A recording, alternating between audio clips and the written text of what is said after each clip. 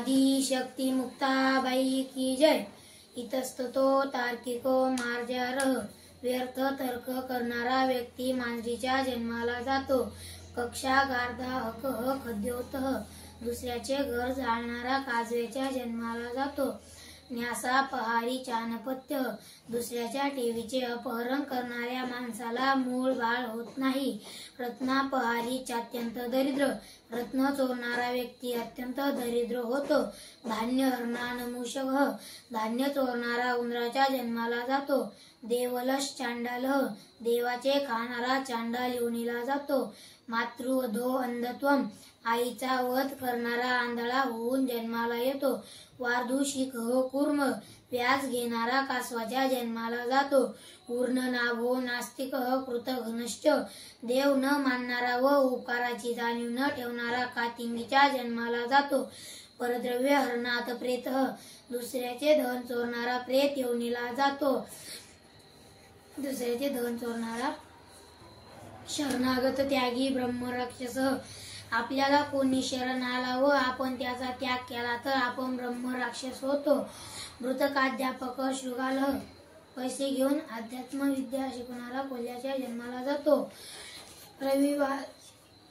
शनिवासरे दुग्धम जलम वा पित्वा यात्रा कुर्यात। शनिवारी अद्रक खाऊन प्रवास करावा। रविवासरे दुग्धम जलम वा पित्वा यात्रा कुर्यात। रविवारी दूध किंवा पाणी पिऊन प्रवास करावा। सोमवासरे आदर्शे दृष्ट्वा यात्रा कुर्यात। सोमवारी आरशात पाहून प्रवास करावा। मंगले गुळम सन खाद्य यात्रा कुर्यात। मंगळवारी गुळ खाऊन प्रवास करावा। कस्तुंबरी तिलम वा भक्षयित्वा यात्रा कुर्यात। बुधवारी धने किंवा तीळ खाऊन प्रवास करावा। शुक्रे योवम सर्षभम च सन खाद्य यात्रा कुर्यात। शुक्रवारी जव किंवा मोहरी खाऊन प्रवास करावा। असकृत जलपानश्च तांबूलस्य च भक्षणात। उपवास प्रदूषेत दिवा स्वप्नात मैथुनात। एकापेक्षा जास्त वेळा पाणी पिल्याने व पानाचा विडा खाल्ल्याने उपवास मोडतो। अष्टौतान्य व्रतज्ञानी आपमूलम घृतं पय। हविर्ब्राह्मण काम्याच गुरुर्वचनम औषधम। 8 वस्तू उपवास मोडीत नाही।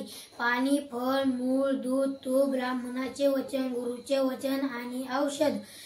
60 वर्ष सहस्राणी नरकम प्रतिपद्यते। आत्महत्या करणारा 60,000 वर्ष नरकात राहतो। ना शौचम नोदकम नाग्निम नाश्रुपातम च कार्य। आत्महत्या करणाऱ्याचे सुतक नाही, त्याला पाणी पाजू नये। उपवास दिनेयस्तु दंत धावन कृन्नरस घोरम नरकम याती व्याघ्र भक्ष्य चतुर्युगम।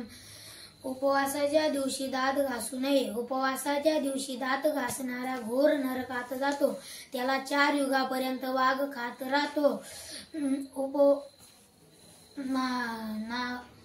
मातरम पितरम वापी भ्रातरम सुहृदम गुरु यमुदिश्य निमज्जते द्वादशांश फलभे। जो आई वडील भाऊ मित्र गुरुसाठी तीर्थस्नान करतो त्याला त्याच्या पुण्याचा 12वा भाग मिळतो। धृती क्षमा धमोस्तेयम शौचमिंद्रिय निग्रह। धी विद्या सत्यम क्रोधो दशकम धर्मलक्षणम। अवसन्नानाम देहेंद्रियाणाम अवष्टंभ हेतु धृती।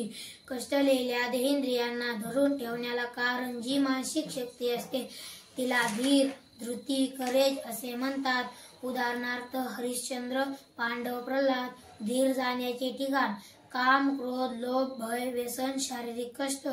निंदन्तु नीति निपुना यदि वा स्तुवन्तु लक्ष्मी समाविशतु गच्छतु आयतेष्टम् अद्यैव वा मरणमस्तु युगा।